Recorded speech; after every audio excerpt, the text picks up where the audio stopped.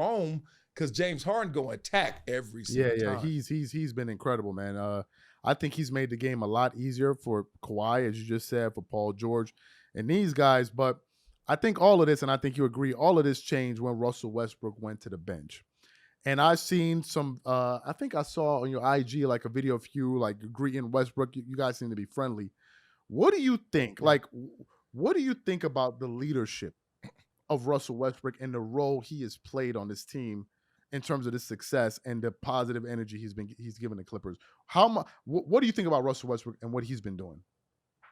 Yeah, Westbrook, the homie, man, family friend. Our kids go to school together. They in the same class, so I see him all the time. So, it's a deep respect for him. Not only, I'm older, obviously, from the same area, LA, so a lot of the same sensibilities. What I respect about him the most in this moment is not just taking that back seat, like, all right, I'm going to take the small contract, 2 years, $8 million, but I'm going to ball out. Think about that. People forgot, like 2 years, $8 million to prove I'm still Westbrook. Then you get there and you are Westbrook. Like, damn, he balling. And then they get James Harden and it ain't mixing. The water is not mixing with the oil. And they are homies. They grew up in the same area too. We all from here. So it's like, what do I do? Remember, his incentives are going to shape his behavior. I need to start. I need to play. I need to be the man to get up out this 2-year, $8 million deal. He put all of that to the side to just say, let me come off the bench and do what I do best, which is bring energy, attack mode, and hold people accountable and make them liable to what their efforts are. So, hey, you're not going in, you're not going 100, you do not want to be a teammate with Russell Westbrook. That sucker there looking at you like, and I see it. So knowing him, he's holding the second unit accountable, but it also pushes the first unit because they coming in and ain't no way they should be doing better than you. Ain't no way they should be outshining you, but there's a Hall of Famer coming off the bench who is fully motivated back at the crib showing out. So it was an amazing move. I don't know if I would have raised my hand to do it. And I think it was tough on Westbrook to do it. But he knew he was in a bad position. He was in a true dilemma, 2 bad decisions. If he starts and his team doesn't do well, he's getting killed. And if he comes off the bench, it's going to hurt him personally, but help the team. I think that's 2 bad choices for Westbrook personally, but he made the lesser of the 2 evil choice. No, I definitely agree, man. I think Russell Westbrook, that move he made him the unsung hero for this team. We actually got a show coming out later today, where I was listening to ESPN First Take. They were talking about, yesterday was Stephen A. Smith, it was Shannon Sharpe and Kendrick Perkins, and they were asking, who's the number 1 threat to the Nuggets this season? And they mentioned the Clippers. And then then Stephen A. Smith brought up Russell Westbrook. And he said that a lot of people were critical of what Russell Westbrook. A lot of people trashed him. And in today's show, I talked about it. I said, Shannon Sharpe was amongst them. I didn't hide my feelings because the way him and Skip Bayless went at Russell Westbrook for that year and a half when he was a Laker, I thought it was ridiculous. I thought, like, okay, at one point we're analyzing the game. Now you guys are just picking on this dude. Like, it's too much. And I think that the criticism he got turned a lot of us into Westbrook fans because I was never a Westbrook fan. Do you think that the media and these guys owe Russell Westbrook an apology, or do you think that they're just going to say, hey, we're just doing our job and it is what it is? But do you think that these guys went too far with their criticism, the Skip Baylesses and all of these guys? Oh, yeah, they do. I mean, look, the game at the major media level is a gimmick now.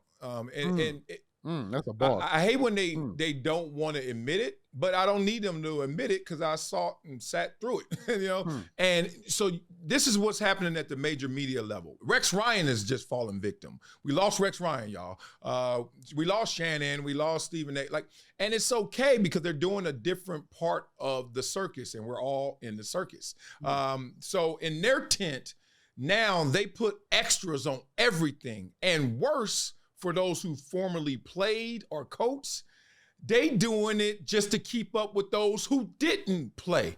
So they acting like they don't get it and they acting and dumbing down like those who didn't play, like Stephen A. Smith, Skip Bayless, Colin Cowherd. And I love Dan Patrick. He ain't in this conversation, but he is one of the big dogs who didn't play. I could keep Jim Rome. Jim Rome's in that conversation. So this is what happens. Those dudes didn't play. Now, it's funny whenever we see a high school coach or Pop Warner coach who didn't make it to the league, who comes at his players a little weird and like yells a lot and is just tripping and way too much into it and does too much. We always say, it's because he didn't make it, so he living through those kids. But when we see the media cat like Stephen A. and all them do it, who didn't make it, we don't say the same thing. Then we're like, oh yeah, that's deep expert analysis. I'm like, nah, he living through them kids too. He mad, a little bitter, whatever it may be. But all the former players, and you remember this, every former player used to get hired because they had to be who they were as a player. Jalen Rose, talk basketball, that's it. Marcellus Wiley, talk football, that's it. And then I got Sports Nation, cats start going on other shows, and they start realizing, let them talk about sports. They played at least one sport at the highest level, and they're certainly interested and expert in other sports. So then now we're competing truly with Skip Bayless, Stephen A. Smith, because before they had their protected lane.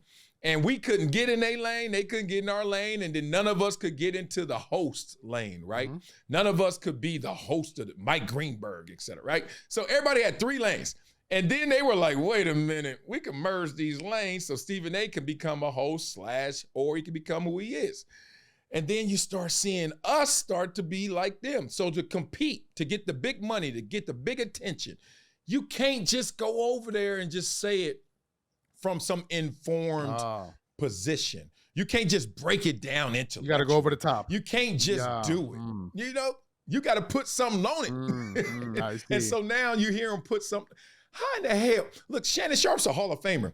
Russell Westbrook's a Hall of Famer. You would think they would be in the fraternity respecting the game. Like, nah, dog, I know how hard it is to be a Hall of Famer.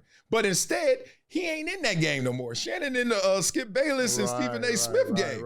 So he putting hot sauce and blasting other Hall of Famers when Westbrook didn't deserve that. So I just sat there and giggled when cats start doing it. And now you got next level. You got cats that didn't even play or didn't play well attacking cats, right?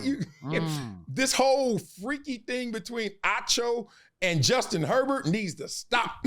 And I'm like, I'm going to put an end to it. So these cats is like, I'm like, dog, I would never, ever disrespect somebody I know that could beat me at it. Like, I'm just going to be like, look, you playing bad, you horrible right now, this ain't it, but you still the dude, right? You got me beat. But they ain't talking from that position no more because that ain't their competition anymore.